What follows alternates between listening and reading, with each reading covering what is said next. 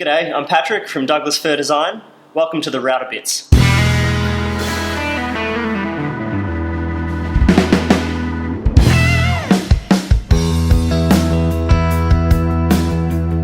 going to have a bit of a play around with some of these chamfer bits. They come in a whole variety of different angles, and there's a lot of really interesting things you can do with them. I've picked out a bit that's 22.5mm of blade angle to the vertical, and I'm going to use that to create a little octagonal timber tube, I guess, which I'm going to cut up and use for frames. Alright, because I want to create an octagon, I obviously need 8 pieces. I've cut 8 chunks of this 75 by 19, it's just Tazio. They're all exactly the same length. And what I'm going to end up with is actually a little trapezoid like this, with that 22.5 degree angle on each side.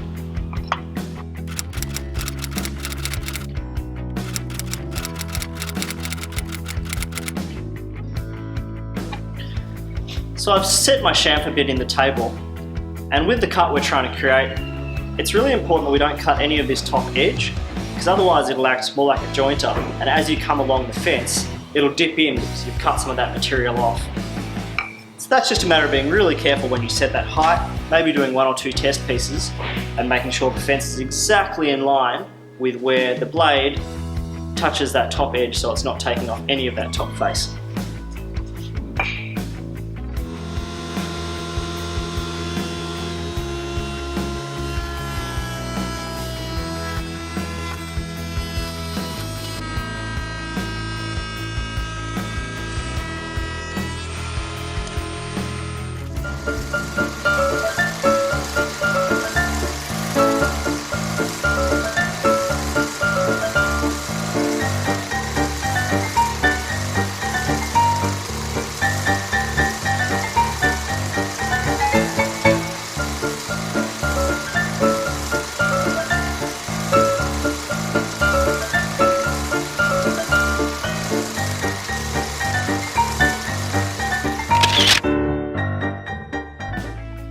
Alright, so I used my masking tape miter join trick to join all 8 of these pieces together into this little tube. It worked really well. I'll have to let that dry now.